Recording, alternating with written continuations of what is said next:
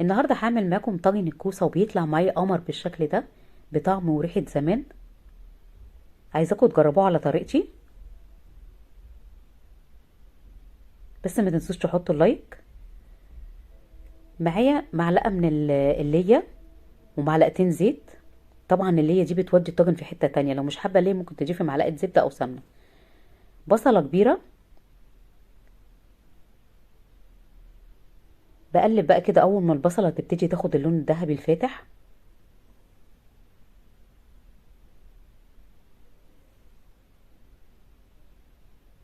ربع كيلو من اللحمه المفرومه، واشوح بقى اللحمه كده تشويحه حلوه مع البصله.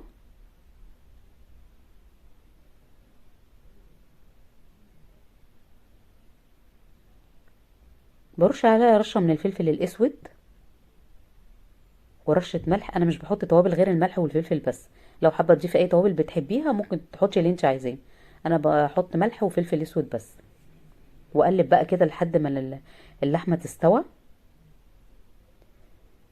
بجيب الكوسه بتكون طازه وخضره بالشكل ده، بقطعها واقشرها بالشكل ده.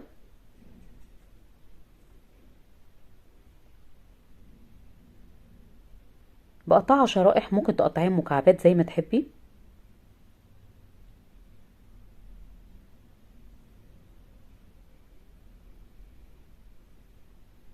طبعا الكوسه مغذيه، فوائدها عاليه جدا. الطاجن ده اللي هعمله كله فوائد. انا عايزاكم تجربوه، هيعجبكم قوي لو عندك عزومه، لو حابه تعمليه في الغدا.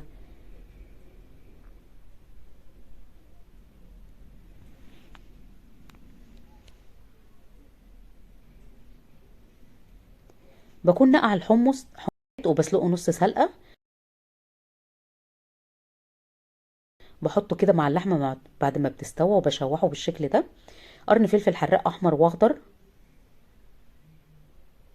واقلب بقى اشوح كله مع بعضه. بنزل بالكوسه.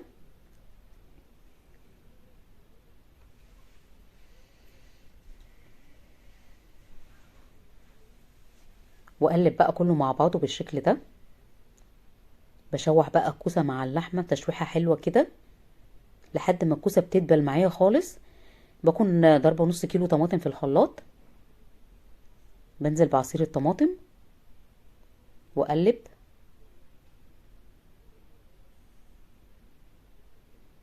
الله على الريحه، الريحه بتاعتها تحفه.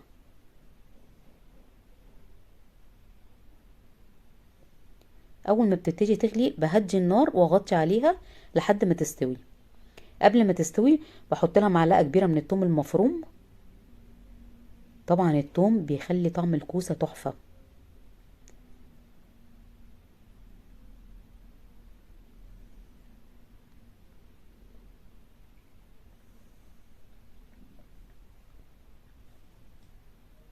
وبرش عليها رشه من النعناع،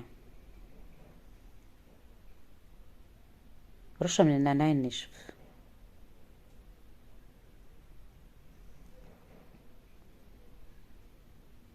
وبغطي عليه واسيبه لحد ما يستوي.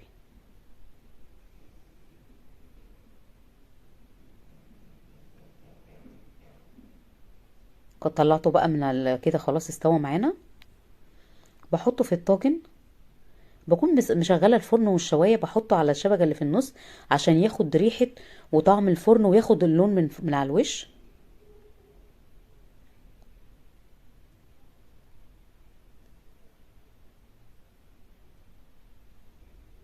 وبيطلع معانا قمر بالشكل ده. شايفين شكله عامل ازاي؟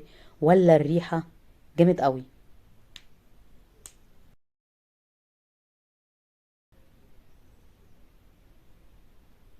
ولا الشكل ولا الطعم.